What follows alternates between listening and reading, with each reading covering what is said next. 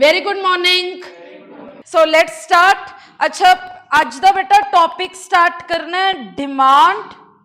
Two types दिया होंदियां बेटा, कौन कौन सी? सही, individual demand and market demand. अच्छा, आप इसके मेरे को करेक्टरिस्टिक्स बताएंगे। इंडिविजुअल डिमांड का मतलब हम क्या कहते हैं? One product. ठीक है, बहुत बढ़िया। ओ यार इनू चला दे, सारे चला दे। मेरे कहते सबनों गर्मी लग गई है। हाले तक तुसीं सारे शांति नाल मेरी गल सुन रहे सी। जिथे मैं क्या चला दे कहते वो भी चला दे, एसी भी चला, फलाना भी चला। चुप कर रहे। चलो, मार्केट डिमांड का मतलब बताएंगे। मार्केट डिमांड का मतलब one product all consumers. Okay. Individual demand, हालांकि ये है दोनों माइक्रो के कंसेप्ट जो हमने बात की थी। यहीं से हमें पता चलता है कि वो जो माइक्रो में आई है ना, वो वहम है, क्योंकि आई से हम समझते हैं इंडिविजुअल, लेकिन इसमें तो ऑल कंज्यूमर्स आ गए। तब भी ये किसका कंसेप्ट बना? तब भी ये माइक्रो का कंसेप्ट बना। सो इसमें हमने कुछ ऐसे किया था, it is px and क्यूएक्स, that is 10, 20, 30, 40, 50 and 5, 4, 3, 2, 1. This is all about one consumer, one product. अगर आप देखोगे तो इन दोनों में नेगेटिव रिलेशन है। आप नेगेटिव रिलेशन का मतलब समझे? एक चीज ऊपर जा रही है और एक चीज नीचे आ रही है। एंड अगर आप इसकी स्लोप निकालेंगे वो भी कांस्टेंट आएगी। तो इसका जो कर्व हम लोग बनाते होते थे, इट वाज लाइक दिस। यहां पे ऑल कंज्यूमर्स वाले पार्ट में it is PX, but now quantity by A and quantity by B. मान रहे हैं कि दो कंज्यूमर है, लेकिन क्या सिर्फ दो कंज्यूमर हो सकते हैं? नहीं, अप टू एन हो सकता है। मैं दो के साथ ही एग्जांपल करवा रही हूं। So it is 10, 20, 30, 40, 50 and it is 5, 4, 3, 2, 1. Here it is 6, 5, 4, 3, 2. Now if you want to find market demand, क्या करोगे मार्केट डिमांड निकालने के लिए बच्चा? आप इसको ऐड करोगे। So it will be 11, then it will be 9, 7, 5 and 3.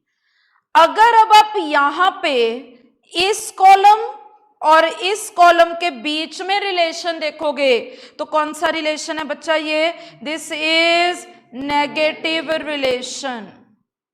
Again curve नीचे को आएगा। याद करो मैंने कल वाले लेक्चर में क्या बताया था, जब जब रिलेशन नेगेटिव होगा तब तब कर्व नीचे को आएगा, और जब जब दोनों में पॉजिटिव रिलेशन होगा कर्व ऊपर को जाएगा। In this case also slope will be coming out to be constant.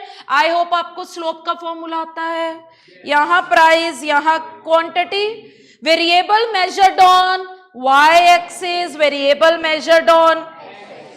तो लेकिन फर्क सिर्फ ये रहेगा कि ये वाला कर्व फ्लैटर जाएगा और ये वाला कर्व कैसा जाता होता था? स्टीपर। और इसका आप मेरे को एक कारण बताएंगे स्टीपर और फ्लैटर के बीच में क्या था? Why steeper, why flatter. क्या बच्चा? इंक्रीज इन किस में?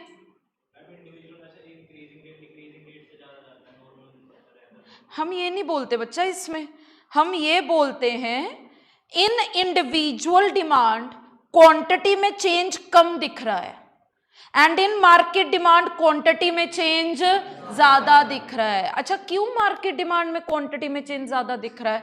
बिकॉज उसमें कंज्यूमर ज्यादा है, इसीलिए वो फ्लैटर जाता है। और मैं एक रूल बताती होती हूँ जो हम इलास्टिसिटी में भी यूज करते हैं। अगर चेंज छोटा है तो आपको नीचे आने में टाइम नहीं लगेगा। चेंज छोटा है, आप याद करो मैंने स्टेयर्स की एग्जांपल ली हुई है, काफी क्लासेस में मैंने ली हुई है, मुझे पता नहीं मैंने किस किस बैच में एग्जांपल ली है। तो मान लो स्टेयर का स्टेप छोटा है तो उसको उतरने में हमें टाइम नहीं लगेगा क्योंकि वो कंफर्टेबल है। लेकिन अगर स्टेयर का स्टेप बहुत बड़ा होगा, चेंज बड़ा होगा, तो नीचे आने में टाइम लगेगा बिकॉज वी आर स्कैर्ड कि हम स्लिप ना कर जाए। ऐसे याद रखना है। अगर चेंज छोटा, अगर आप यहां पे देखोगे तो चेंज छोटा है, 1 यूनिट का चेंज है, यहां पे देखोगे तो बड़ा चेंज है। जब बड़ा चेंज होता है तो कर्व्स आर ऑलवेज फ्लैटर, और जब छोटा चेंज होता है तो कर्व्स आर ऑलवेज स्टीपर। बस ये चीज ध्यान रखनी है। यहां तक बात समझ में आती है? चलिए, द नेक्स्ट पॉइंट जो हमें स्टार्ट करना है दैट इज डिमांड फंक्शन। अब डिमांड फंक्शन में हम क्या करते हैं, मैं अब तो आपको आता है, 2 तरीके के डिमांड फंक्शन होते हैं, one is your individual and second बेटा कौन सा होता है, मार्केट। अच्छा, इसमें आपको वो फैक्टर्स देखने होते थे जो इंडिविजुअल को इफेक्ट करते हैं, और इसमें आपको कौन से देखने होते थे, जो पूरी मार्केट को। एक मैंने रूल बताया था, जितने इंडिविजुअल के फैक्टर्स हैं वो ऑटोमेटिकली मार्केट के बन जाएंगे, लेकिन मार्केट के अलग से होते हैं, वो इंडिविजुअल के नहीं बनते, क्योंकि वो बड़े लेवल पे ही लगेंगे। सो यहां पे हम इसको कुछ ऐसे पढ़ते होते थे, function of P X, P Y, Y, कौन कौन सा और है, टेस्ट एंड प्रेफरेंसेस है, और देखना कौन सा है, फ्यूचर एक्सपेक्टेशन है, क्लाइमेटिक फैक्टर्स और सीजन वाला आपने मिसलेनियस में देखा हुआ, ठीक है, गवर्नमेंट पॉलिसी, पर वो एक्सप्लेनेशन में तो नहीं है, मेरे अकॉर्डिंग तो नहीं है, मैंने एक्स्ट्रा ऐसे ही बता दिया था, पर वो एक्सप्लेनेशन में तो नहीं है जहां तक मुझे याद है। अच्छा, आ जाइए, आपको याद है इसके 3 रूल्स। पहला रूल बताइए, this always works in one sided direction, this always work in one direction. If you will talking about any one factor, the rest of the factors will become, मतलब एक टाइम पे आप सिर्फ एक ही factor के बारे में स्टडी कर पाओगे।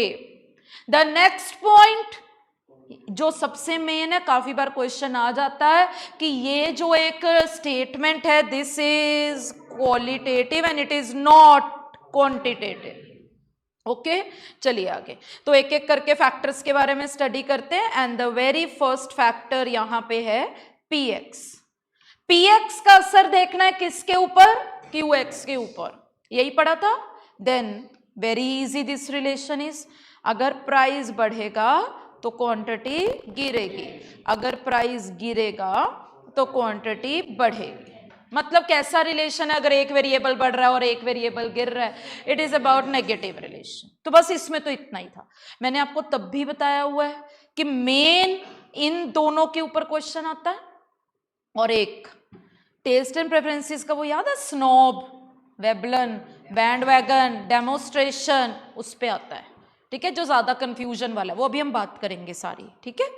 हम पहले सेकेंड पॉइंट के बारे में बात कर लें, and that is P Y का असर देखना है, किसके ऊपर देखना है बेटा, क्यू एक्स के ऊपर। ऐसे देखा करो ना, ऐसे देखा करो, पी वाई का असर देखना है, किसके ऊपर देखना है, क्वांटिटी के ऊपर। और रिलेशन 2 तरीके का अगर याद आता है, substitute and complementary. Now in substitute you can take example of tea and coffee ले लो, ठीक है, क्या, टी एंड कॉफी ले लो, एंड इसको एक्स मान लो, इसको वाई मान लो। एक्स और वाई ढूंढना बहुत इंपॉर्टेंट है कि मेन प्रोडक्ट कौन सा है एंड सब्स्टिट्यूट कौन सा है। ऐसा क्यों, जो एक्स होगा उसकी क्वांटिटी पे असर देखना होगा, और जो वाई होगा वो उसकी प्राइस मूव कर रही होगी, ठीक है। मैं तुमसे ज्यादा स्मार्ट हूं, मैंने पहले ही बंद कर दिया था कैमरा, मेरे को पता है इन्होंने कोई सिविलाइजेशन नहीं बरतनी है ना। वो आया छुटकू सा, आया इधर उधर देखे बिना चल, बाकी एटलीस्ट देखे तो है, तेरे को ध्यान था कुछ कैमरा नाम की चीज लगी है। आज तुम सोच के आए हो कि पढ़ना नहीं है ध्यान से, shut up. Now QX is function of PX and PY। Please ध्यान से देखो, QX का मतलब किसकी क्वांटिटी पे असर देखना है, T, and function of price of tea and price of coffee, ऐसे पढ़ना है।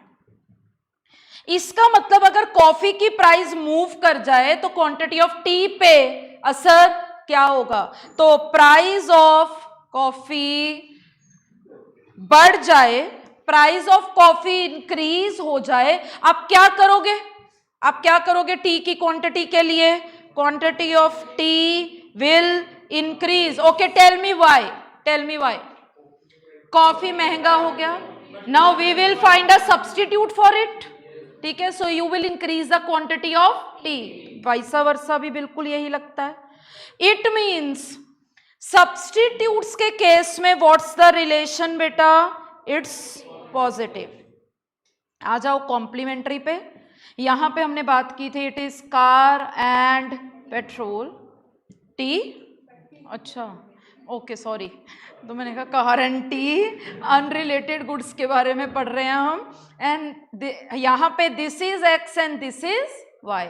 सो क्वांटिटी ऑफ कार के ऊपर इफेक्ट देखना है, किसका इफेक्ट देखना है? प्राइस ऑफ पेट्रोल का। Very easy.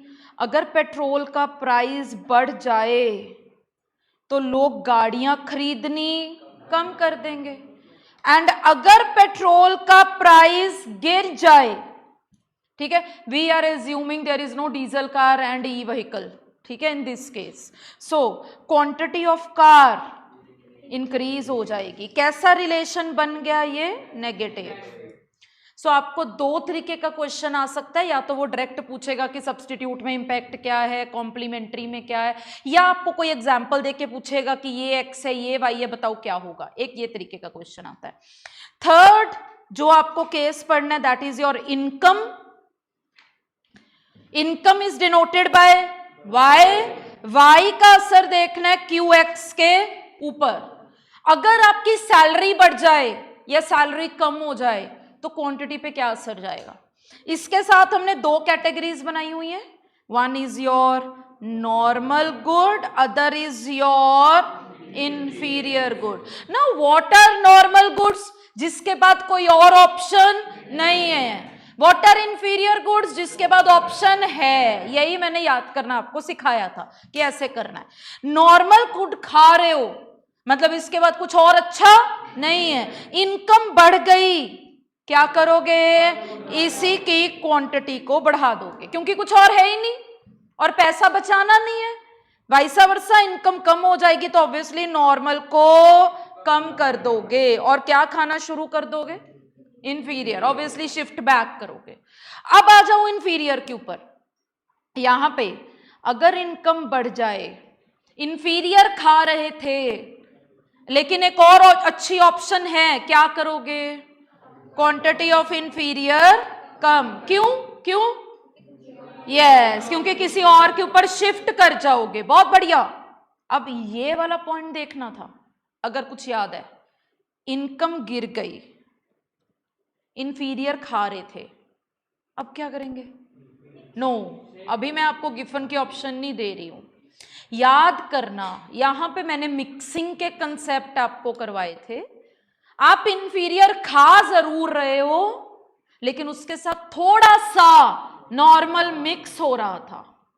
लेकिन जब और गरीब हो जाओगे तो वो जो मिक्सिंग वाला कंसेप्ट है, वो जो पहले थोड़ा सा नॉर्मल खा रहे थे वो भी बंद हो जाएगा। इट मीन्स किसकी क्वांटिटी बढ़ जाएगी? इंफीरियर की। यहां पे मैंने आपको कुछ ऐसे लिखवाया हुआ है कि यू विल स्टॉप मिक्सिंग।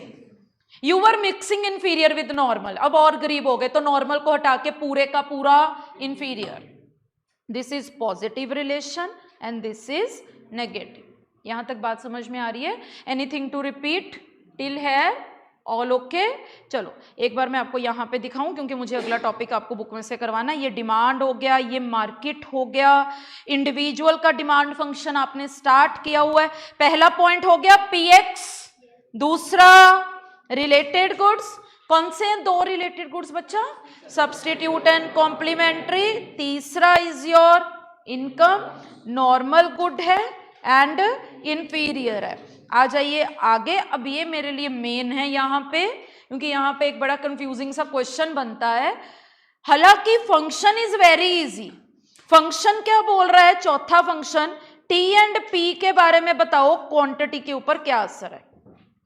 ठीक है, तो मैंने बोला अगर टेस्ट अच्छा हो जाएगा, आपको किसी का टेस्ट अच्छा लगना शुरू हो गया कमोडिटी का, तो आप उसकी क्वांटिटी को इंक्रीज कर दोगे। टेस्ट एंड प्रेफरेंस में ही हमने पढ़ा था, अगर हमें उसका टेस्ट पसंद नहीं आ रहा तो आप क्वांटिटी को कम कर दोगे। लेकिन ना पंगा है अब यहां पे, कहते there are certain exceptions to, किसके लिए एक्सेप्शंस है? There are certain exceptions to this point. Which point? Taste and preferences. Jayant, according to income two types of goods are there, one is normal and one is inferior. Normal means no other option, inferior means option है। it means अगर option नहीं है तो income बढ़ भी जाएगी तो और कुछ खाने को होगा नहीं। इसका मतलब अगर इनकम बढ़ जाती है, सैलरी बढ़ जाती है, तो मैं नॉर्मल को ही ज्यादा खाऊंगी, but this is opposite in case of inferior. चलिए, टेस्ट एंड प्रेफरेंसेस में जो मैं मेन पॉइंट अभी बता रही हूं आप लोगों को, हालांकि पॉइंट देखने के लिए बड़ा सीधा साधा सा था कि हाँ अगर आपको टेस्ट अच्छा लग रहा है तो क्वांटिटी बढ़ा दोगे, टेस्ट बुरा लग रहा है तो क्वांटिटी कम कर दोगे, but there are certain exceptions to T and P. मतलब कई बार हमें टेस्ट अच्छा लग भी रहा होगा, हम फिर भी क्वांटिटी नहीं बढ़ाएंगे। हमें कई बार टेस्ट बुरा लग रहा होगा, हम तब क्वांटिटी बढ़ा देंगे। ऐसी क्या एक्सेप्शंस हैं? तो ना 4 एक्सेप्शंस डली हुई हैं इसके लिए। ठीक है, पुराने बैच में ये नहीं होगा, थोड़ा चेंज था ये मॉड्यूल में, मतलब जनवरी 25 वालों ने जब ये किया होगा तब ये वाला पॉइंट नहीं था, ये ऐड ऑन हुआ है। ओके, तो ये मेरे को लगता है सितंबर और जनवरी 26 वाली बुक में मैंने इंट्रोड्यूस किया था। What are 4 exceptions in this case? Demonstration effect. कहते आपको ना किसी पर्टिकुलर चीज का टेस्ट अच्छा नहीं लग रहा था, ठीक है, then Jayant you have to read for this concept, you have to go to the main lectures कि मिक्सिंग का कंसेप्ट क्या था। ठीक है, वो बहुत डिटेल्ड कंसेप्ट है, गिवन गुड्स के साथ मैंने समझाया हुआ है। नॉर्मल एंड इंफीरियर दोनों खा रहे होते हो उस टाइम पे, इनकम गिर जाएगी तो जो नॉर्मल गुड है वो खाना बंद कर दोगे। Please refer to main lecture, इसकी एक्सप्लेनेशन थोड़ी बड़ी है। चलिए, सो डेमोस्ट्रेशन इफेक्ट में हम क्या बात करते हैं? बेसिकली सिंपल मतलब क्या है डेमोस्ट्रेशन का? That you got influenced by someone. ठीक है, इसका मतलब मुझे ना किसी पर्टिकुलर चीज का टेस्ट अच्छा नहीं लग रहा। It could be any clothing brand, ठीक है, it could be any food की आइटम, ये सबके ऊपर अप्लाई होता है।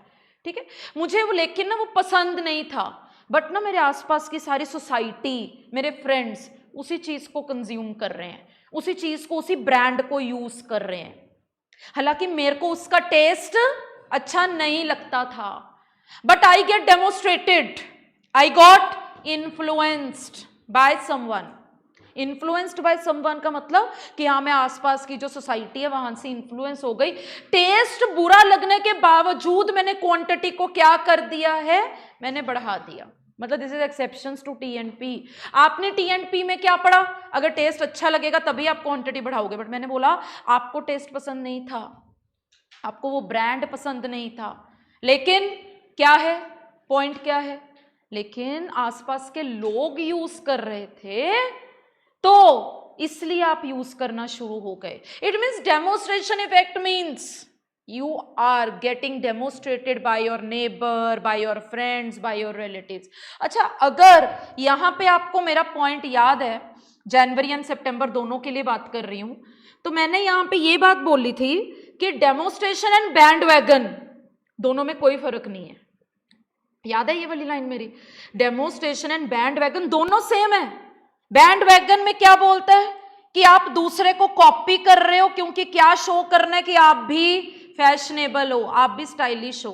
डेमोस्ट्रेशन में क्या लिखा है? You are emulating, you are copying the style of others.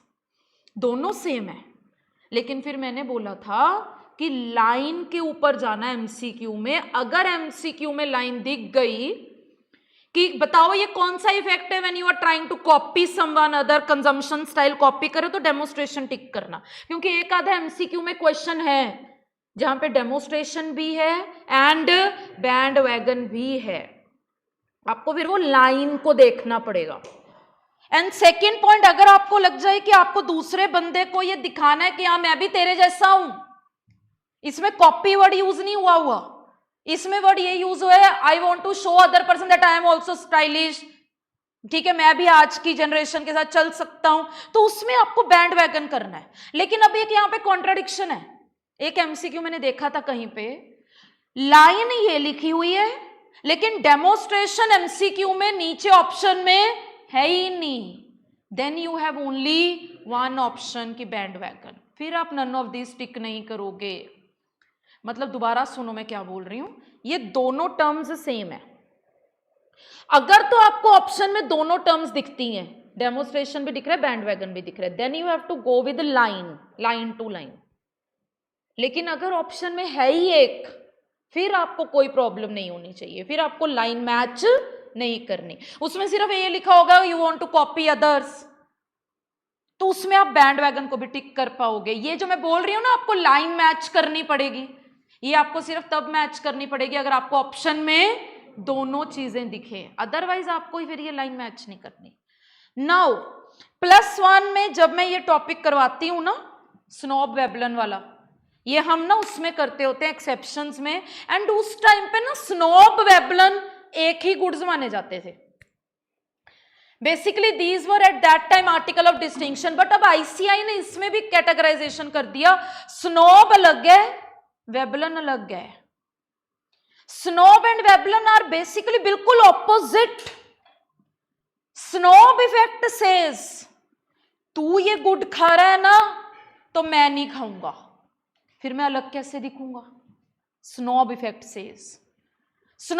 Says quantity एक गुड की डिक्रीज कर जाती है because others are also consuming, because you want to be different, और डिफरेंट लगना है तो आपको डिफरेंट कमोडिटी खानी पड़ेगी। मतलब इसमें जो बात हो रही है वो डिक्रीज की हो रही है ना कि इंक्रीज की। आपको पॉइंट समझ में आ रहा है? स्नॉब में क्या है, मैं क्वांटिटी कम खाऊंगा। क्यों कम खाऊंगा? टेस्ट अच्छा नहीं लग रहा, टेस्ट तो बहुत बढ़िया लग रहा है मेरे को, फिर मैं क्यों कम खा रहा हूं? अब बाकी खा रहे हैं, फिर मैं अलग नहीं दिखूंगा। तो मतलब टेस्ट एंड प्रेफरेंस का ऑपोजिट चला गया ये। मुझे तो टेस्ट बहुत पसंद था लेकिन सारे यूज कर रहे हैं तो मैं नहीं करूंगा। क्या लिखा है? Owing to the fact that others are also consuming, so I will not use this good. Now Veblen में मुझे कोई लेना देना नहीं है कि हाइप कि दूसरे लोग कंज्यूम कर रहे हैं या नहीं कर रहे, मुझे टेस्ट अच्छा लग रहा है या नहीं लग रहा, मुझे कोई लेना देना नहीं। पता है आपको वेबलन में क्या मैटर करता होता है? प्राइस। मैं सिर्फ दाम देखूंगी, टैग देखूंगी, और अगर ये हाई प्राइस हुआ तो मैं खरीद लूंगी। मतलब मुझे टेस्ट अच्छा नहीं लग रहा, फ्रेंडली नहीं है, यूजर फ्रेंडली नहीं है, मुझे यूज करना अच्छा नहीं लग रहा, लेकिन प्राइस हाई है, हर कोई खरीद नहीं पाएगा, तो मुझे अलग दिखना है। इस केस में भी I will be consuming this. It means Veblen में मेरा मेन क्या है?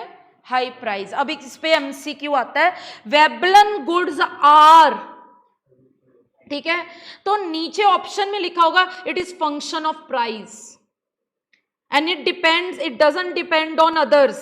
हालांकि snob goods depend on consumption pattern of others. ये चारों में आपको बहुत ध्यान देना पड़ेगा। बात समझ में आ गई है? Is that okay? Any point to repeat again बेटा? All okay? चलिए, देन फ्यूचर एक्सपेक्टेशन का पॉइंट वेरी इजी। अच्छा, फ्यूचर एक्सपेक्टेशन है कि प्राइस बढ़ जाएगा तो आज की क्वांटिटी बढ़ जाएगी। फ्यूचर एक्सपेक्टेशन है कि प्राइस गिर जाएगा तो आज की क्वांटिटी गिर जाएगा। सो दिस इज वेरी इजी। अगर आपको क्रेडिट फैसिलिटी अच्छी मिल रही है तो आप आज गुड्स ज्यादा खरीदोगे, क्रेडिट फैसिलिटी नहीं मिल रही तो आप गुड्स नहीं खरीदोगे।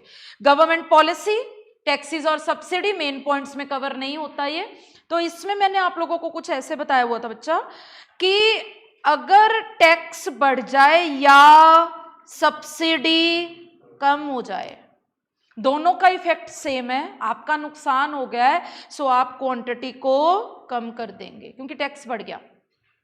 एंड सेकेंड, अगर टैक्स कम हो जाए या सब्सिडी बढ़ जाए, आपका फायदा हो रहा है दोनों केसेस में, क्या करोगे इन दोनों केसेस में? क्वांटिटी को इंक्रीज, ये बताया था मैंने। नाउ कम्स योर मार्केट के। Do we know about N? Do we know about N? N का मतलब हम क्या कहते होते थे? पॉपुलेशन। इंडिया में क्यों इतनी डिमांड ज्यादा है गुड्स की? क्योंकि बस, और जिस देश में पॉपुलेशन कम होएगी उस देश में डिमांड कम होएगी। एंड दीज आर मार्केट का factor, this you can't apply on individual. Population एक बंदे के ऊपर कैसे लगाओगे, ऐसा समझो, ठीक है। देन एज डिस्ट्रीब्यूशन, इसके ऊपर भी बड़ा डिपेंड करता है कि मार्केट में डिमांड कैसी होएगी। इसका मतलब जब आप एक बाजार में डिमांड देखने जा रहे हो तो आपको यह देखना पड़ेगा इस बाजार में ज्यादा बच्चे हैं, ज्यादा बूढ़े हैं, टीनेजर्स हैं, फिर उस चीज की मार्केट डिमांड इंक्रीज होएगी। मतलब दिस टॉक अबाउट पीपल का प्रपोर्शन क्या है, यंगर एज ग्रुप को बिलोंग करते हैं या ओल्डर एज ग्रुप्स को बिलोंग करते हैं। अगर मान लो यंगर एज ग्रुप्स को बिलोंग करते हैं तो आप फिर वैसा ही क्लोथिंग ब्रांड रखोगे ताकि वो टीनेजर्स की डिमांड को पूरा कर पाए। लेकिन अगर आपको लगता है कि नहीं, जिस मार्केट में मेरे को सामान बेचना है वहां पे तो सारे ओल्ड हैं, फिर मैं वैसा ब्रांड रखूंगी जो कि उनकी डिमांड को पूरा करे। And the last, national income. इस देश की आमदनी कैसी है, ये तो हमने पढ़ा है, मैक्रो में भी पढ़ा है कि if we talk about income, अगर एक देश की इनकम ज्यादा तो उस देश की मार्केट डिमांड भी ज्यादा, और अगर एक देश की इनकम कम तो उस देश की मार्केट डिमांड भी कम। बात समझ में आती है? चलिए, नाउ द नेक्स्ट पॉइंट यहां से जो हमने कंटिन्यू करना है, that is quantity of X. हमने काफी सारे फैक्टर्स पढ़े, that is your P X, P Y, Y और बहुत सारे, ठीक है। अगर तो प्राइस का इफेक्ट जा रहा है क्वांटिटी के ऊपर तो इसको हम क्या बोलते होते हैं? This is known as movement along demand curve. आपको याद रखना है, जब प्राइस का इफेक्ट क्वांटिटी पे जाएगा तब आपको दो डिमांड कर्व्स बनाने की जरूरत नहीं पड़ती है, एक ही डिमांड कर्व के ऊपर नीचे आप चेंजेस कर सकते हो। देन इसका एक और नाम मैंने आपको कल के लेक्चर में बता दिया था, चेंज इन, क्योंकि टेबल तो एक ही चल रहा है। फिर इसके दो नाम हमने पढ़े थे, it is expansion and it is contraction. अच्छा, एक्सपेंशन का दूसरा नाम increase in quantity demanded, contraction का दूसरा नाम decrease in quantity demanded. Quantity demanded word क्यों यूज कर रहे हो? एक ही टेबल में मूवमेंट्स हो रही हैं, लेकिन अगर प्राइस को कांस्टेंट रख दूं और बाकी कोई फैक्टर में से एक फैक्टर मूव कर जाए तो हम उसका नाम क्या बोलते होते थे? Shift in demand curve. इसका दूसरा नाम बताएंगे चेंज इन डिमांड। एंड आगे इसके दो नाम, एक तो फॉरवर्ड शिफ्ट होता है बच्चा और एक बैकवर्ड। फॉरवर्ड शिफ्ट का दूसरा नाम, अब देखो चेंज इन डिमांड हो रहा है तो टेबल बदलेगा, तो इसको हम क्या बोलते होते थे? Increase in demand. इसको इंक्रीज इन डिमांड। एक क्वेश्चन यहां से आता है, ठीक है। तो ये वाला पार्ट एक एलओडी के बारे में भी रह गया, मैं यहीं पे बता दूं। हालांकि क्वांटिटी को बड़े सारे फैक्टर्स इफेक्ट करते हैं। अगर आप सिर्फ प्राइस एंड क्वांटिटी का रिलेशन पढ़ोगे, वो भी नेगेटिव रिलेशन, तो हम उसको क्या नाम देते हैं?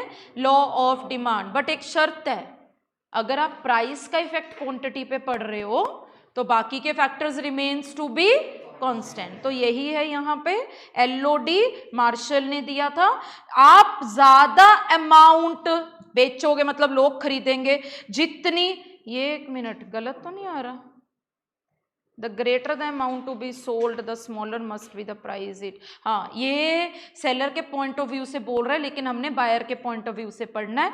जितनी छोटी प्राइस होगी उतना ही आप लोग ज्यादा क्वांटिटी खरीदोगे, मतलब नेगेटिव रिलेशन के बारे में बात कर रहा है। लेकिन सिट्रस पेरिबस का मतलब आप मेरे को बताएंगे, it means keeping other things to be constant. और ये रहा, एक मिनट, ये मैंने 2 पॉइंट्स अभी छुड़वाए हैं, मैंने ये पॉइंट आपको करवाया है मूवमेंट्स में, movement along demand curve, what's the reason, the one reason movement along demand curve का, ओनली प्राइस। दो नाम, एक्सपेंशन एंड कॉन्ट्रैक्शन। अच्छा, दूसरा नाम शिफ्ट। शिफ्ट में या तो इंक्रीज इन डिमांड या डिक्रीज इन डिमांड। रीजंस क्या है एलओडी के, reasons for law of demand, एक ये वाला पॉइंट रहता है। 5 रीजंस होते हैं इसके, जिसमें सबसे पहला reason is law of DMU.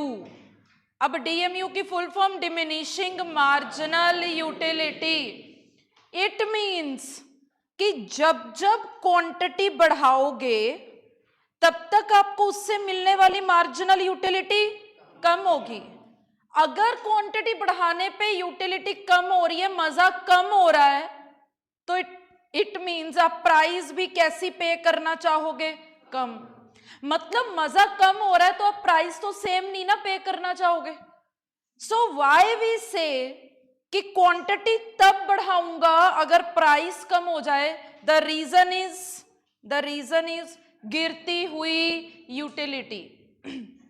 क्योंकि यूटिलिटी गिर रही है, मजा एक यूनिट से गिर रहा है, सो आप सेलर को बोलते हो कि यार जब तक प्राइस नहीं गिराएगा तब तक मैं क्वांटिटी इंक्रीज नहीं करूंगा। This is first reason. Now comes your second reason and this is your income effect. पहले ये पढ़ लो। Because of law of demand पढ़ रहे हो तो प्राइस मूव कर रही होगी, इनकम कांस्टेंट होएगा, पी वाई भी कांस्टेंट होगा, ये ध्यान रखना है। किसके बारे में पढ़ रहे हो, एलओडी। एलओडी के बारे में पढ़ते हुए प्राइस मूव करती है सिर्फ, बाकी के सारी चीजें कांस्टेंट। तो ये रीजंस में भी यही चीज लागू होगी कि प्राइस मूव कर रही है, इनकम भी कांस्टेंट है, रिलेटेड गुड्स का प्राइस भी कांस्टेंट है। फिर ये इनकम कौन सी है, मैंने आपको बताया हुआ है, this is real income. Real income आपकी बढ़ती या कम होती प्राइस के बढ़ने या कम होने से है। इसका मतलब अगर प्राइस कम हो गई, मतलब किसी चीज का दाम कम हो गया, तो आपकी जेब में रियल इनकम बढ़ जाएगी। रियल इनकम का मतलब आपकी जेब में परचेजिंग पावर बढ़ जाएगी। कहने का मतलब एक चीज का दाम कम हो गया, आपको जो खरीदना था आपने खरीद लिया, फिर भी जेब में पैसा बचेगा। दिस इज रियल इनकम का effect, this is not salary income. Y तो कांस्टेंट है, यहां पे क्या बढ़ रही है, रियल इनकम। तो ये जो बची हुई रियल इनकम है, इससे आप क्या करोगे, आप क्वांटिटी बढ़ाओगे। लग गया एलओडी। प्राइस गिरने से परचेजिंग पावर बढ़ गई, तो आपने परचेजिंग पावर को कहां यूज किया, क्वांटिटी बढ़ा दिया। वाइस वर्सा बताओ क्या होगा, अगर प्राइस बढ़ जाएगी आपकी परचेजिंग पावर कम हो जाएगी, रियल इनकम कम हो जाएगी, सो क्वांटिटी भी कम खरीदोगे, एलओडी लग गया। आइए तीसरे पॉइंट के ऊपर, and it is your substitution effect. Substitution effect में what you do is, P X बढ़ गया, इसका सब्स्टिट्यूट कांस्टेंट है, आपको मैंने शुरू में ही बता दिया पी वाई कांस्टेंट रहेगा। मतलब टी का प्राइस बढ़ गया, कॉफी कांस्टेंट है, तो आपको क्या सस्ता लग रहा है दोनों के कंपैरिजन में, ये बताएंगे, रिलेटिवली कॉफी। सो आप क्वांटिटी ऑफ टी क्या करोगे, क्यों कम कर दिया आपने क्वांटिटी ऑफ टी, क्योंकि उसका प्राइस बढ़ गया और उसका सब्स्टिट्यूट आपको सस्ता लग रहा है। This is substitution effect.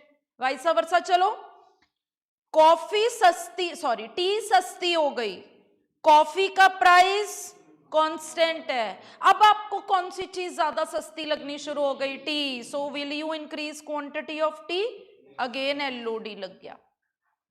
3 कारण हो गए एलओडी के।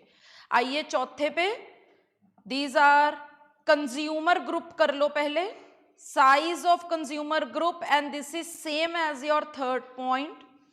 साइज ऑफ कंज्यूमर ग्रुप में हम क्या बोलते हैं कि यार जब दो कमोडिटीज होती हैं और वो दोनों आपस में सब्स्टिट्यूट्स हैं, मान लो इसके भी 100 कंज्यूमर और इसके भी 100 कंज्यूमर, लेकिन इसका दाम कम हो गया, तो क्या होगा आप लोग बताएंगे मेरे को, क्या होगा? यहां का कंज्यूमर इधर शिफ्ट हो जाएगा। क्या इसका कंज्यूमर साइज इंक्रीज हो जाएगा? सो वाइस वर्सा भी यही अप्लाई होगा। And fifth point is, it is your alternative uses. कोई एक्स कमोडिटी है, सेम मिल्क, से electricity, they have multiple uses, 1 2 3 4। अगर ये सस्ता हो जाए तो आप इसके यूज बढ़ा दोगे, हाँ या ना? क्योंकि इसको कई जगह पे इस्तेमाल किया जा सकता है। अगर ये सस्ता हो जाए तो आप इसके यूज बढ़ा दोगे, अगर ये महंगा हो जाए तो जो आलतू फालतू यूज हैं वो कम कर दोगे। This is a topic of reasons for Elodie. And the last point जो आपको डिमांड के चैप्टर में करना था, it was exceptions. First point is only important, बाकी के इजी हैं। इसमें हम करते हैं given good. Now, if you want to go for detailed analysis of this point, you have to go to main lectures, ठीक है? क्योंकि इसमें बहुत सारी एक्सप्लेनेशन थी।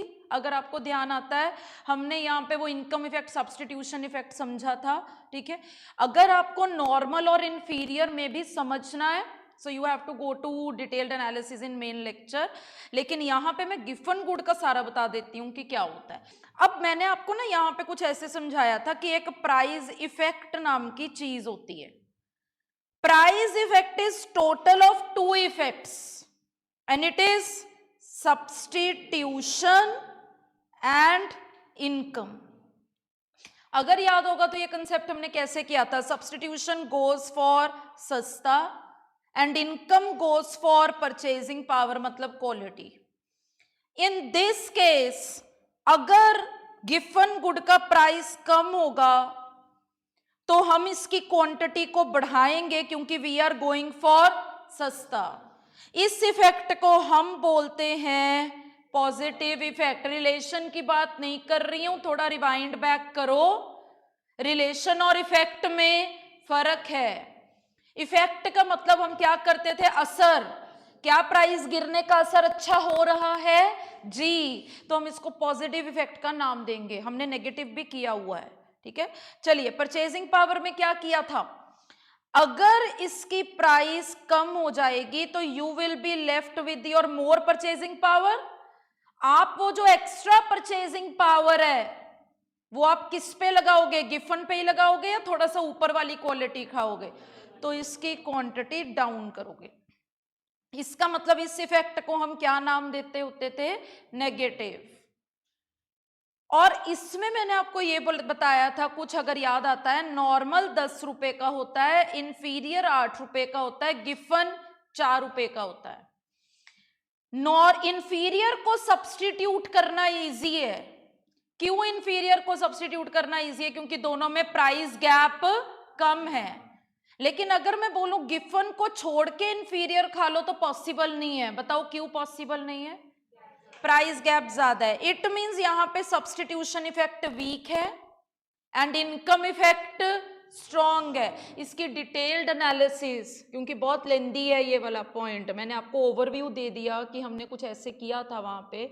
तो इसमें हम ये बोलते हैं negative income effect dominates positive substitution effect. And अगर आप देखोगे तो एलओडी अप्लाई नहीं हो रहा। ये किया था हमने उस पॉइंट में। Is that okay? आपको थोड़ा ओवरव्यू मिला कि हमने इस पॉइंट में क्या किया था? ओके। अगर आप यहां पे देखेंगे और एक्सेप्शंस में, तो ये वाला हमारा पॉइंट हो गया रैशनल वाला, ये रहा गिवन गुड्स। ये वाले पॉइंट्स हमें आते हैं कि कई बार हम खुद ही इग्नोर कर देते हैं कि हाँ यार प्राइस कम है, देन ऑल्सो हम वहां पे क्वांटिटी नहीं खरीदते, या प्राइस ज्यादा है, हमें पता है कोई दुकानदार प्राइस ज्यादा चार्ज कर रहा है लेकिन फिर भी हम उसी से क्वांटिटी ज्यादा खरीदते हैं, ठीक है, तो समटाइम्स हैपन। ये वाला याद आता है, ये मैंने आपको टेस्ट एंड प्रेफरेंसेस की एक्सेप्शन में कल करवाया था। वेबलन गुड्स याद आते हैं, हाईली प्राइस्ड गुड्स को ज्यादा खरीदा जाता है, क्योंकि दिमाग में क्या चीज बैठी हुई है, हाईली प्राइस्ड होएगा तो ज्यादातर लोग उसको खरीद नहीं पाएंगे, तो आई विल बी डिस्टिंक्ट, ये वो वाले हैं। जो हमें लग रहा होगा कि फ्यूचर में कॉस्टली हो जाएगा, आज भी कॉस्टली है लेकिन फ्यूचर में भी लगता है क्या हो जाएगा, कॉस्टली, तो आप आज भी ज्यादा खरीदोगे। नेसेसिटीज का हमें आता है, व्हाट आर कॉन्स्पिशियस नेसेसिटीज, जो हमने अपनी लिविंग स्टैंडर्ड के अकॉर्डिंग हमने उन चीजों की हैबिट डाल ली है, तो बजाय कि प्राइस ज्यादा है हम फिर भी उसकी क्वांटिटी को ज्यादा खरीदते हैं। Do you understand the difference between necessity and conspicuous necessity? Necessities क्या होती हैं? Okay, example food, clothing, shelter, and conspicuous necessities are not necessary. ये आपने क्या बना ली है, अपनी हैबिट, हाँ, तो वो नेसेसिटी बन गई है। दोनों में ये फर्क है। अच्छा, स्पेक्यूलेशन का मतलब समझते हैं हम। आज कोई चीज महंगी है लेकिन कल को एक्सपेक्टेड है कि और महंगी हो जाएगी। टेक एग्जांपल ऑफ गोल्ड, लेकिन लोग आज खरीद रहे हैं क्योंकि लोगों को क्या लग रहा है कि हाँ, तो आज भी महंगा है, तो एलओडी नहीं लगा, आज महंगा था, लोगों को आज परचेज नहीं करना चाहिए था, लेकिन किया। क्यों किया? क्या लगता है और महंगा हो जाएगा। This is it for your demand chapter. Is that okay? Any point to repeat? Any point to repeat? बच्चा, आपके पास समरी बुक्स नहीं है बेटा, दोनों के पास? भाई हैं यार, ऑलमोस्ट सेम है, 2-4 पॉइंट से डिफरेंट है, तो कम से कम जो है वो तो यूज करो, वो ले आया करना। जेड़ा जेड़ा पॉइंट डिफरेंट होएगा, बल्कि थोड़े कोल जो पुराना मॉडल है, ठीक है, तो फिर ਉਹਦੇ ਵਿੱਚ एडिशंस कर पाएगा, तो इत्थे देख के, है ना, तो फिर वो ले आया करना बच्चा। Okay, any point to repeat? चलिए इलास्टिसिटी पे चलेंगे। सो इलास्टिसिटी एंड डिमांड में क्या फर्क है, पहले ये बात करेंगे। ओके, चलिए, ये जो आपने अभी चैप्टर खत्म किया, that was basically law of demand. एक क्या है, elasticity of demand. What's the difference between these two concepts? ये वाला जो पॉइंट है, this is law of demand. कौन सी स्टेटमेंट हुआ करती थी? क्वालिटेटिव। अच्छा, क्वालिटेटिव में बच्चा हम क्या बोलते होते थे कि this only talks about direction, but इसमें मैं हर बार आपको क्या बोलती होती कि सिर्फ डायरेक्शन देखना काफी नहीं है कि प्राइस गिरने से क्वांटिटी ऊपर जाएगी, इनकम गिरने से quantity, this is not enough. We need to know sometimes how much. So this is quantitative statement, and अगर आपको ध्यान होगा ये एक रिलेटिव मेजर होता है। आप मुझे बता पाओगे मैंने रिलेटिव मेजर क्यों बोला? ठीक है जयंत। सो इसमें हम हर चीज परसेंटेज चेंज देखते हैं, ठीक है, और अगर हम परसेंटेज में ना देखते तो हम उसको सिर्फ चेंज बोलते। चलिए, तो आपने यहां पे 3 नहीं 4 इलास्टिसिटीज मेरे साथ कवर करनी है।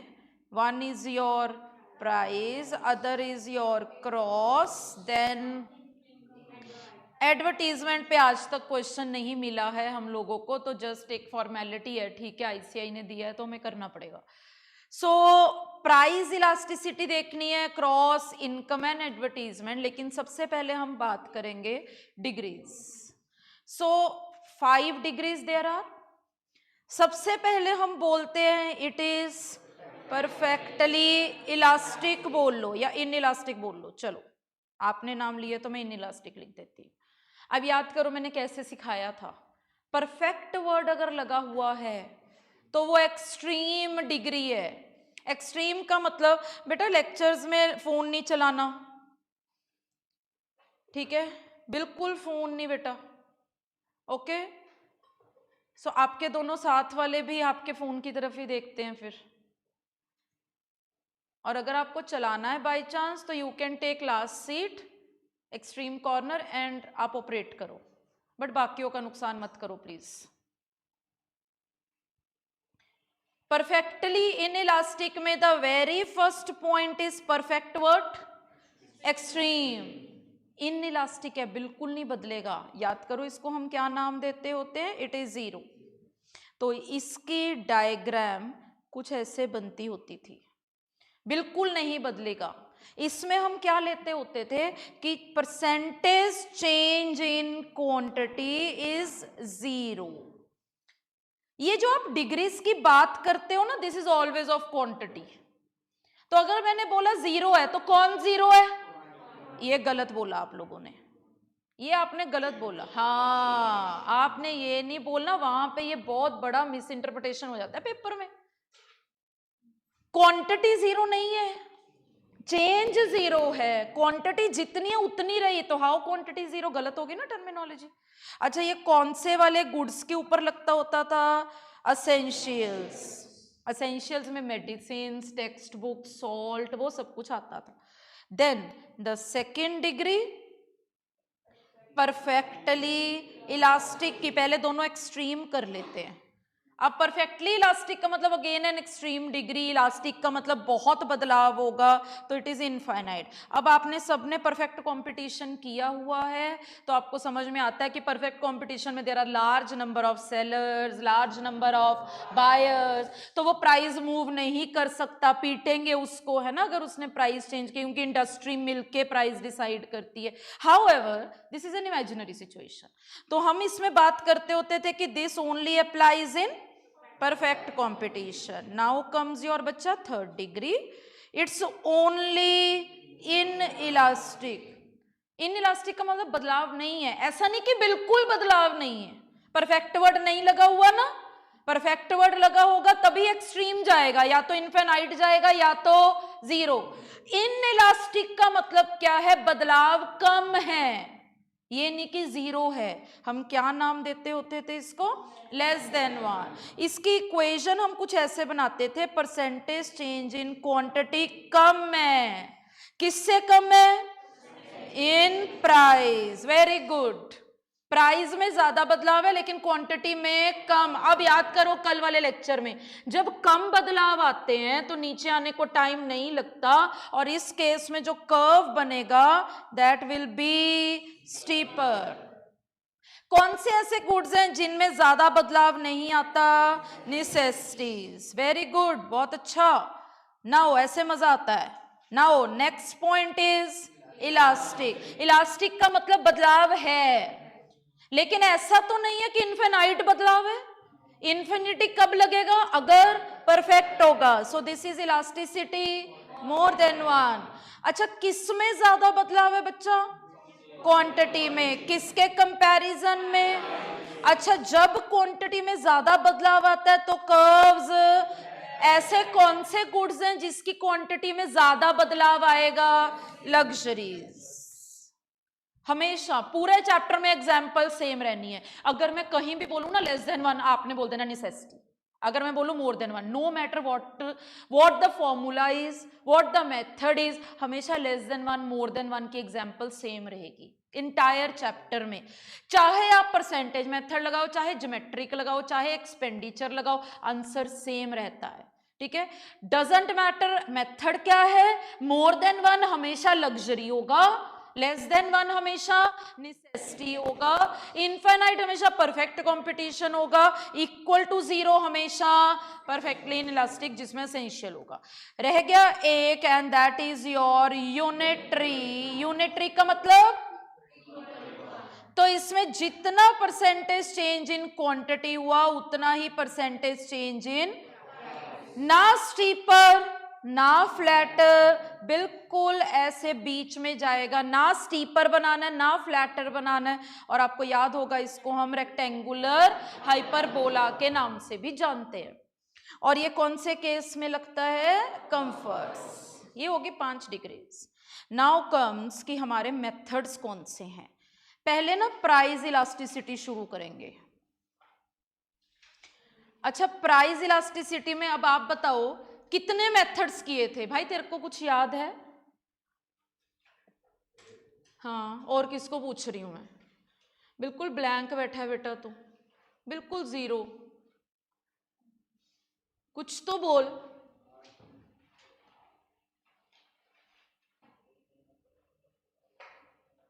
बेटा this will not work, okay, this will not work.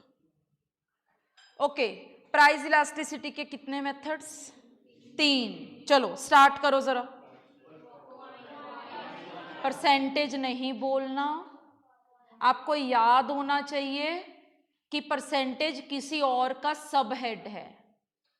याद आता है?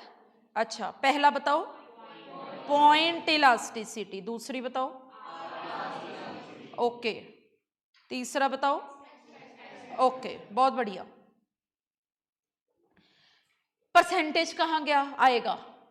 पॉइंट इलास्टिसिटी तब लगता है जब चेंजेस। अच्छा, अगर आप स्मॉल बोल ही रहे हो तो मेरे वाला वर्ड भी बता दो, मैं क्या लेक्चर्स में यूज करती होती हूँ।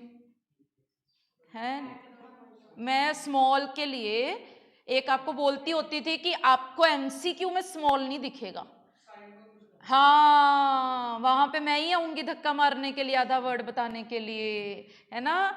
तो इट वॉज इनफाइनाइटसिमल। अभी ठीक है? अभी याद आया? इनफाइनाइटसिमल का मतलब इनफाइनाइटली स्मॉल, बहुत छोटे बदलाव होंगे तो पॉइंट लगेगा। अच्छा, अगर चेंजेस लार्ज हैं तो आर्क लगेगा। चलो, इसके अंदर 2 मेथड्स थे बेटा, अब बताओ क्या क्या नेम थे? एक परसेंटेज मेथड था और एक ज्योमेट्रिक था। मतलब अगर हम यहाँ पे क्रक्स देखें पूरे फ्लो चार्ट का तो 4 हैं मेथड्स हमारे पास। आप मुझे परसेंटेज का फॉर्मूला बताएंगे? परसेंटेज चेंज, बहुत बढ़िया, डिवाइड बाय, आपको इसका दूसरा फॉर्मूला याद है? Delta Q by delta P into, आगे कुछ लगता होता है, याद आता है क्यों लगता है? ये हमेशा आंसर माइनस में आएगा। हमेशा माइनस में आएगा मैम? हमेशा आएगा। क्यों? इन दोनों के बीच में इनवर्स रिलेशन है, कोई ना कोई चीज तो कम हो ही रही होगी ना। डेल्टा का फॉर्मूला क्या होता है? New value minus old value. तो या तो पी कम हो रहा होगा या क्यू, जो भी कम हो रहा होगा वो माइनस में जाएगा, उसका मतलब आंसर माइनस में आएगा। लेकिन हमें माइनस में नहीं चाहिए, तो हम एंड में एक और माइनस लगा देते हैं ताकि आंसर पॉजिटिव में कन्वर्ट हो जाए। ये वाली चीज समझ में आती है? चलिए, ज्योमेट्रिक मेथड के लिए एक लीनियर डिमांड कर्व है, इसके 5 पॉइंट्स हैं। ये कब लगता है geometric method? When data is missing. Exact answer यहां पे निकल नहीं पाएगा क्योंकि वैल्यू है ही नहीं है। आपके पास क्वेश्चन भी ऐसे आएगा कि स्ट्रेट लाइन कर्व है, बताओ कैसे होएगा? तो सिर्फ याद कर लो, इनफाइनाइट मोर देन, एक रूल था। यस जयंत, बहुत बढ़िया। Higher the price higher the elasticity. जितनी प्राइस ज्यादा मतलब लग्जरी की तरफ जा रहे हो उतनी इलास्टिसिटी ज्यादा होगी, जितनी प्राइस कम उतनी इलास्टिसिटी भी कम। ये याद होगा, क्वेश्चन बैंक में क्वेश्चन भी है इसके रिगार्डिंग। फिर आर्क में पंगा क्या था? आर्क में चेंजेस आर बिग। इसका मतलब आप इसमें ओल्ड वैल्यूज को लेके आंसर नहीं निकाल सकते। तो मैंने आपको इसमें कुछ ऐसे बताया था, Q1 minus Q will be numerator but denominator is not only Q। क्या था? Q1 plus Q। मैंने ना कुछ ऐसे समझाया था, एक क्वांटिटी यहां पे और एक क्वांटिटी वो रही, ठीक है, and the change is very big. अब मैं किसी भी एक वैल्यू को इग्नोर नहीं कर सकती, जो मैं चेंज देख रही हूं मैं सिर्फ क्यू पे नहीं लेके आ सकती, बिकॉज यहां पे न्यू क्वांटिटी भी बहुत बड़ी है, तो ना मेरे अकॉर्डिंग चेंज निकलेगा ना न्यू वैल्यू के अकॉर्डिंग चेंज निकलेगा। कैसे निकलेगा परसेंटेज? इन दोनों की एवरेज, मिड पॉइंट जिसको हम बोलते हैं। अच्छा, इसमें आप मुझे प्लीज डिनोमिनेटर भी करवाइए, P1 minus P over P1, 2 cut जाता था, इसके आगे भी माइनस का साइन लगेगा, बट ऑफ कोर्स यहां पे भी नेगेटिव रिलेशन कायम है, डेल्टा क्यू डेल्टा पी, मतलब सिर्फ ये चीज बदलेगी, क्या बन जाएगा इसकी जगह पे? P1 प्लस पी, 2 कहां गया? कट गया, खत्म, याद आ गया? कोई डाउट? All okay? चलिए आ जाइए एक्सपेंडिचर मेथड पे, and a very important method, क्योंकि क्वेश्चन इसमें से आ सकता है, चाहे एक्सपेंडिचर मेथड बोल लो, चाहे क्या, यस, चाहे रेवेन्यू बोल लो। क्वेश्चन में एक्सपेंडिचर वर्ड लिखा हो, क्वेश्चन में रेवेन्यू, आंसर सेम है, क्योंकि जो तुम्हारा खर्चा है वही मेरा रेवेन्यू है, अलग से याद करने की जरूरत नहीं है। 3 डिग्रीज आती हैं, एक्सट्रीम वाली ये नहीं बता पाता, फेल हो जाता है एक्सट्रीम वाले केस में ये, तो एक मोर देन 1 की है, एक लेस देन 1 की है, और एक इक्वल टू 1 की। मोर देन 1 के केस में मैंने आपको सिर्फ ये याद करने को बोला था, प्राइस बढ़ेगा एक्सपेंडिचर गिरेगा, प्राइस गिरेगा, it means price and expenditure के बीच में इनवर्स रिलेशन है, और इसका मतलब इसका जो कर्व आएगा वो किधर को आएगा, इसका कर्व अगर नेगेटिव रिलेशन है नीचे को, यहां पे प्राइस और यहां पे एक्सपेंडिचर। अच्छा, मोर देन 1 की डिग्री है, कौन से गुड्स पे लग रहा होगा? लग्जरीज, मैंने शुरू में बताया ना, मोर देन 1 जहां आएगा लग्जरी बोल देना। अच्छा, लेस देन 1, प्राइस बढ़ेगा एक्सपेंडिचर भी बढ़ेगा, प्राइस गिरेगा एक्सपेंडिचर भी गिरेगा, इट मीन्स प्राइस और एक्सपेंडिचर में इसका कर्व ऊपर को जाता था। देन थर्ड बताइए, प्राइस बढ़ेगा प्राइस गिरेगा एक्सपेंडिचर रिमेन्स टू बी, तो ये जाता था कुछ ऐसे। चलिए, सो this is all about expenditure method. मैं अभी आपको क्या बता रही थी कि अगर एक्सपेंडिचर की जगह आपको रेवेन्यू वर्ड भी दिख जाए तब भी आंसर्स आर सेम, क्योंकि एक्सपेंडिचर आपका तो रेवेन्यू मेरा है, ठीक है। This is about price elasticity. अच्छा, यहां पे देखिए आप, आइए, ये रही आपकी डिग्रीज, 5 डिग्रीज टेबल बना हुआ है आपके पास, ये रहा पॉइंट इलास्टिसिटी।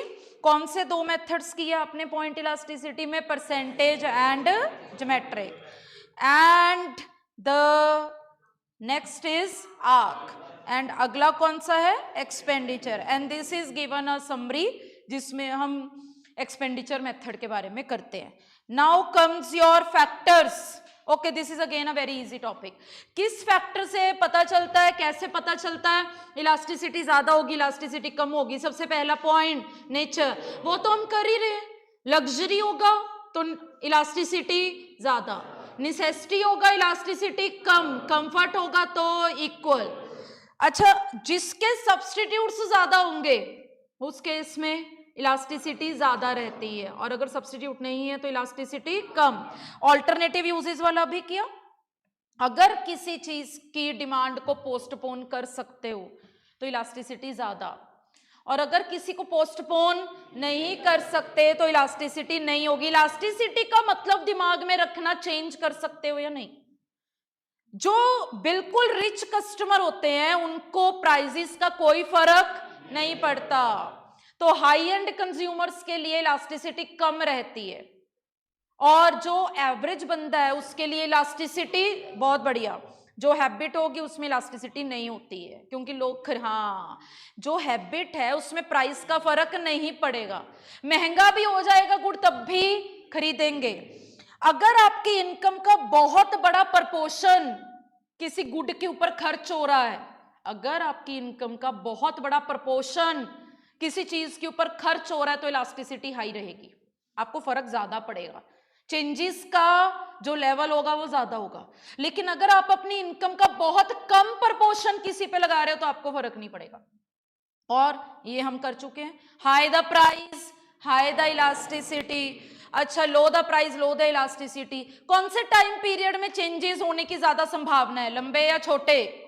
लंबे टाइम पीरियड में, बिकॉज आपको चॉइसेस ज्यादा मिल जाती हैं, एंड जितना शॉर्टर होगा टाइम पीरियड उतना ही फ्लेक्सिबिलिटी कम रहती है। ये दोनों सेम है।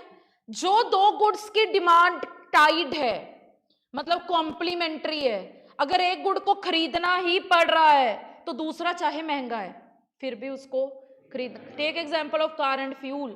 अब बंदे ने एक बार कार ले ली है, बाद में फ्यूल महंगा हो गया तो फ्यूल फिर भी डलवाना पड़ेगा।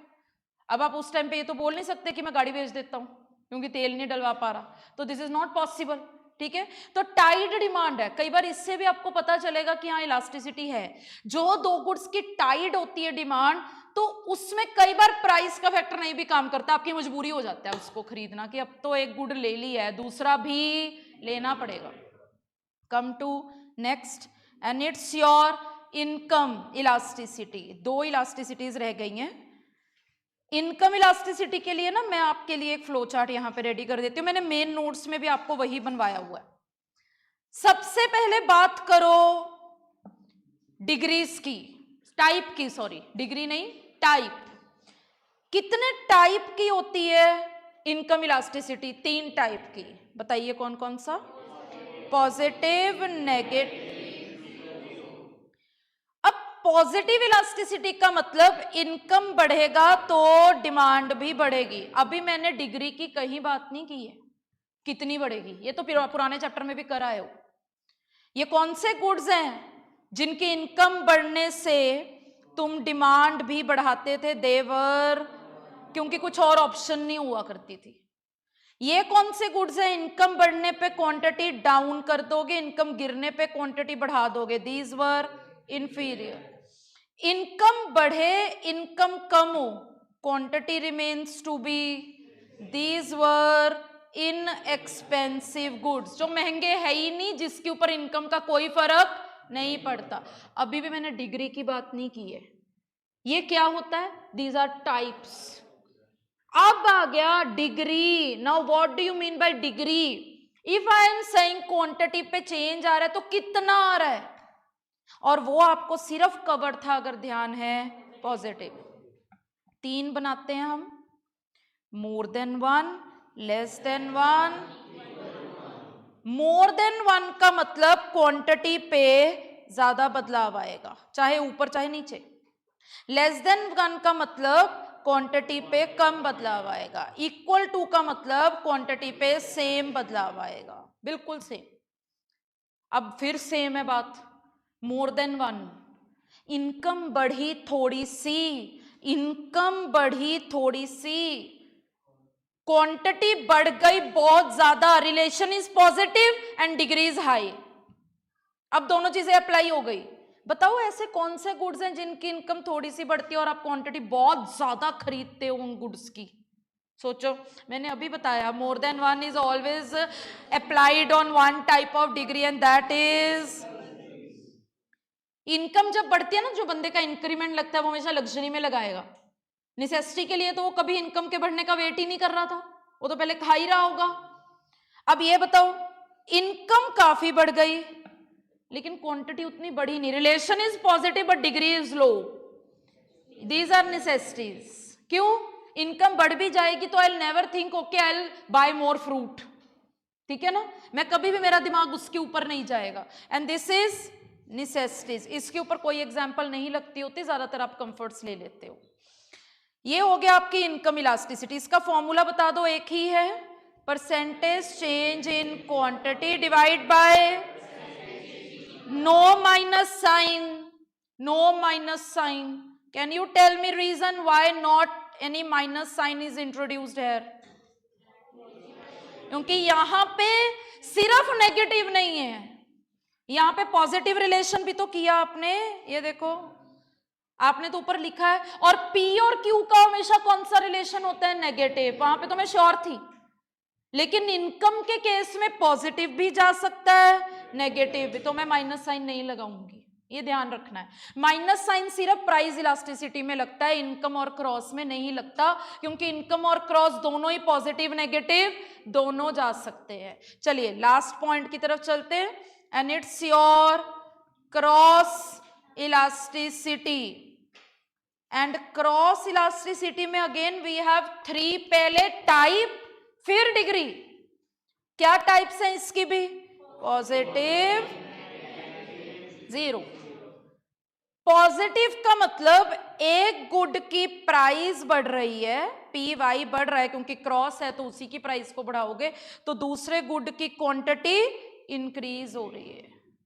यही करते थे ना, एक गुड की प्राइस बढ़ रही है, दूसरे गुड की क्वांटिटी, एक गुड की प्राइस कम हो रही है, दूसरे गुड की क्वांटिटी कम। कौन थे ये? नेगेटिव पे बताओ। एक गुड की प्राइस बढ़ी, दूसरे को भी छोड़ दिया, एक गुड की प्राइस कम हुई, दूसरे को भी बढ़ा दिया। कौन है ये? प्राइस बढ़ी एक की, दूसरे की कम हुई, क्वांटिटी एक्स पे no change. Who are they? Unrelated. कोई फर्क ही नहीं पड़ेगा तो अनरिलेटेड है। टीवी और शूज की एग्जांपल याद करो, मैं क्लास में देती होती हूँ। अब आ जाओ अगेन पॉजिटिव में, ज्यादातर हम यहाँ पे 3 डिग्रीज करते होते हैं, एंड 3 डिग्रीज में ये ना डिपेंड करती हैं, कई बार बदली भी जा सकती हैं, ठीक है। इसमें इनफाइनाइट ले लेते हो, कई बार एक मोर देन 1 ले लेते हो, एक लेस देन 1 ले लेते हो। एक बार मैं देखूं आपके यहाँ पे लिखा कहाँ पे हुआ है। पहले आपको ये इनकम इलास्टिसिटी का फॉर्मूला समझ में आ रहा है, और ये रही इसकी पॉजिटिव की 3 डिग्रीज जो मैंने करवाई, एंड ये उसकी एक्सप्लेनेशन अगर आपको रीड करना है, ये मैं करवा रही हूं। पॉजिटिव हो गया, नेगेटिव हो गया, एंड जीरो। ओके, ये रहा, ये पढ़ना है। अगर दो गुड्स परफेक्ट सब्सटीट्यूट्स हैं, अच्छा परफेक्ट सब्सटीट्यूट का मतलब take example of Coke and Pepsi.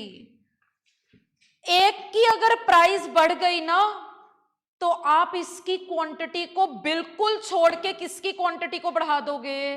क्यों? परफेक्ट है, टेस्ट में कोई फर्क नहीं है, इस केस में इनफाइनाइट लगेगी। परफेक्ट नहीं है लेकिन क्लोज है। क्लोज का मतलब है कोल्ड ड्रिंक लेकिन परफेक्ट नहीं है ना। Take example of Coke and Limca, they are not perfect substitute, लेकिन है तो कोल्ड ड्रिंक्स। अगर लिम्का की प्राइस बढ़ जाएगी तो काफी ज्यादा जने किसके ऊपर शिफ्ट कर जाएंगे? हाँ, सारे नहीं। अच्छा सारे क्यों नहीं शिफ्ट किए? परफेक्ट नहीं है, डिग्री बढ़ी है। अच्छा, दो क्लोज सब्स्टिट्यूट है ही नहीं, मतलब एक कोक है और एक जूस है। अब जिसको कोक पीना है वो कोक ही पिएगा, जिसको जूस पीना है जूस ही पिएगा। These are not close substitute. मान लो कोक की प्राइस अप हो गई एंड ऑप्शन में जूस पड़ा है, आप जूस की तरफ नहीं जाओगे क्योंकि अच्छा सब्स्टिट्यूट नहीं है। तो इस केस में आपको मैं यही बता रही हूं कि 3 डिग्रीज आपको यही वाली करनी है। कौन सी 3 डिग्रीज करनी है? आज क्या क्या हो जा रहा है यार, कौन कौन सी विंडो खुली जा रही है, चलो छोड़ परे। अच्छा बताना जरा, इनफाइनाइट किसके ऊपर लगेगा? Perfect substitutes, more than 1 close and less than 1 not close. अच्छा जीरो किसके ऊपर लगेगा? Zero unrelated. एंड इसके फॉर्मूले में देख लेना क्या बदलाव आएगा। Percentage change in quantity of X but percentage change in price of Y. Price किसी और की है, क्वांटिटी मेन गुड की है। जब आप इसका फॉर्मूला ड्राइव करते हो तो ये कुछ ऐसे बन के रेडी होता है। माइनस साइन लगेगा, माइनस साइन लगेगा। Why not? Why not? क्योंकि यहां पे भी तो पॉजिटिव रिलेशन है, तो नहीं लगता है। एंड द लास्ट इलास्टिसिटी जो आपको करनी है दैट इज एडवर्टीजमेंट। अच्छा थोड़ा सा याद करो, एडवर्टीजमेंट के केस में मैंने बताया क्या था कि क्यों लगती है एडवर्टीजमेंट की डिग्री। अच्छा हम क्यों स्टडी करते हैं एडवर्टीजमेंट के बारे में?